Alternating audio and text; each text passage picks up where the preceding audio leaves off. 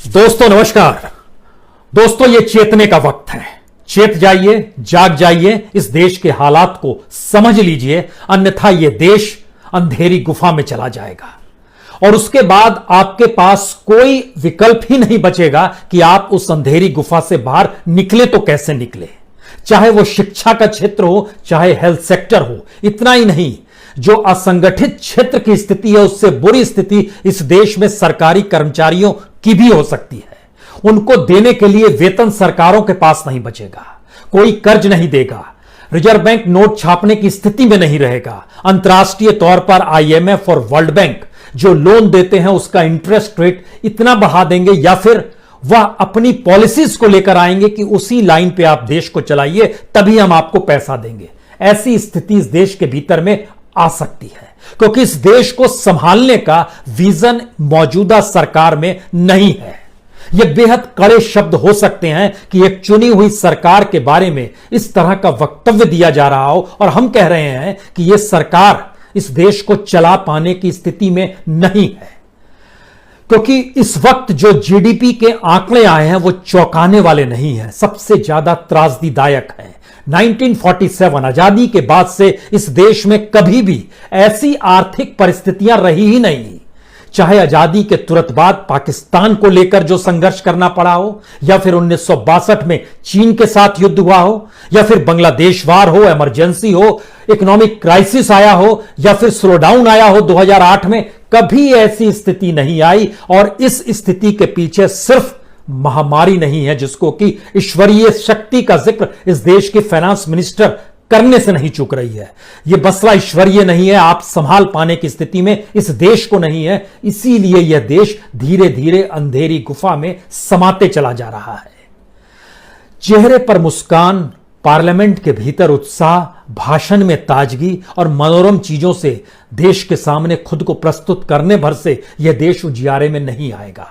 GDP के आंकड़े जो एनएसएन अभी तुरंत जारी किए हैं वो बताते हैं कि हमारी जीडीपी जो है 23.9% नेगेटिव में चली गई है। यानी ये श्रिंक जो हुआ है जीडीपी का, वह आजादी के बाद से पहली बार इतना है।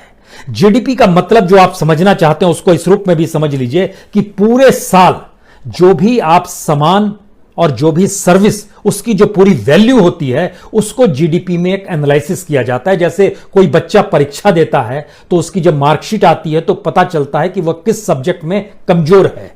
और इस क्वार्टर की यानी अप्रैल मई जून लॉकडाउन के वक्त की जीडीपी ने बताया है कि हम किसी भी सेक्टर में पॉजिटिव नहीं है। कहीं पॉजिटिव है तो वह एग्रीकल्चर सेक्टर में, जिसमें किसानों के लिए इस देश ने कभी कोई काम किया ही नहीं।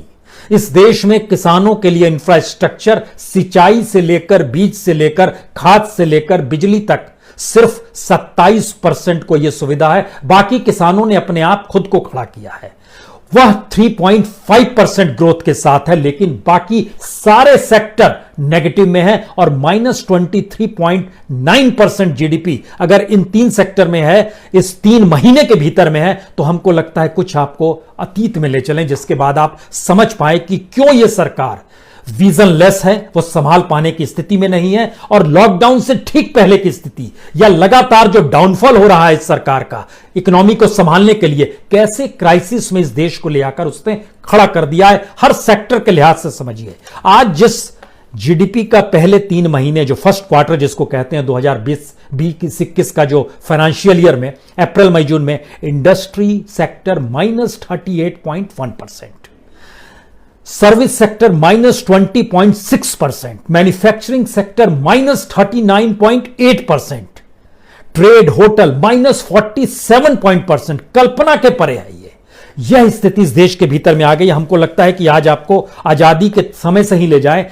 सबसे पहले माइनस में हम लोग गए थे 1957-58 में, जब इस देश के भीतर में दूसरा लोकसभा चुनाव हो रहा था। उस समय हम लोग चले गए थे -1.2%। यह जीडीपी की नेगेटिविटी थी 1957 में।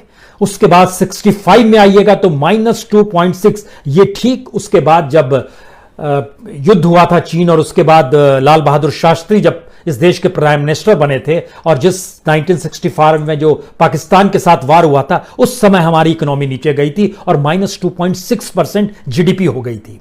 उसके बाद 72-73 जब इंदिरा गांधी ने गरीबी हटाओ का नारा बुलंद कर दिया था क्योंकि जीडीपी नीचे जा रही थी, उनको डाइवर्ट करनी थी चीजें, उस समय -0.6 जीडीपी हो गई थी। उसके बाद आइएगा तो 79-80 जो सबसे क्राइसिस का वक्त माना जाता है इस देश के भीतर में, -5.2% 79-80 में। उसके बाद से कभी ऐसी स्थिति जब आई हो तो वो माइनस में नहीं आई। 1991 में जब इस देश में इकोनॉमिक रिफॉर्म हो रहा था उस समय 1.4% जीडीपी थी जो सबसे लोएस्ट थी, और उस समय भी आईएमएफ और वर्ल्ड बैंक ने जो लोन दिया था, उस समय पीवी नरसिम्हा राव थे और मनमोहन सिंह उस समय फाइनेंस मिनिस्टर थे, और उन्होंने इकोनॉमी को पटरी पर लाने के लिए जो काम शुरू किया उसके बाद से कभी नेगेटिव में हम लोग नहीं आए। आपके भीतर यह सवाल होगा कि नेगेटिव में तो इसलिए आए हैं कि कोरोना वायरस है, हम उसका सच भी आपको आज बताएंगे। 1991 के बाद 2001 में जब अटल बिहारी वाजपेयी थे उस समय सबसे कम जो हमारी जीडीपी गई थी वो 3.9% गई थी। उसके बाद 2011-12 में जब इस समय मनमोहन सिंह की सरकार थी, घोटालों का जिक्र हो रहा था, तब जीडीपी 5.5% गई थी। उसके बाद जब प्रधानमंत्री मोदी बन गए और इकोनॉमी को उन्होंने बोलना शुरू किया कि हम शानदार इकोनॉमी के साथ खड़े हैं और हम हार्ड नहीं हार्डवर्क को जोड़ देते हैं, तो उसके बाद की स्थिति क्या होती चली गई। हमको लगता है कि सबसे बेसिक पॉइंट समझिए, 2018 के फर्स्ट क्वार्टर में 8.2% जीडीपी थी जो मैक्सिमम थी, लेकिन उसके बाद से घटनी शुरू हुई। यानी 2018 के जनवरी, फरवरी, मार्च, अप्रैल, मई, जून, यहां तक स्थिति 8% के बाद, उसके बाद जब नीचे आनी शुरू होती है तो 2019 पिछले साल को लीजिए आप, लास्ट ईयर जनवरी, फरवरी, मार्च 5.7%, अप्रैल, मई, जून यानी 2019-20 का जो फर्स्ट क्वार्टर था, जैसे आज फर्स्ट क्वार्टर का जो रिजल्ट आया जिसमें -23.9% है, वह 2019-20 में चले जाएगा 5.2%। उसके बाद जुलाई, अगस्त, सितंबर 4.4%, अक्टूबर, नवंबर, दिसंबर 4.1%, जनवरी, फरवरी, मार्च जो इस साल का था वह 3.3%। ये लगातार हम कम होते चले जा रहे हैं। इकोनॉमी डामाडोल थी इस महामारी के दौर में, उसमें आग इसलिए लगी क्योंकि हमारे पास कोई विजन नहीं था और हमने इस देश को स्टैंड स्टिल लाकर खड़ा कर दिया, यानी जो जैसे वैसे ही अपने घर में बंद हो जाए।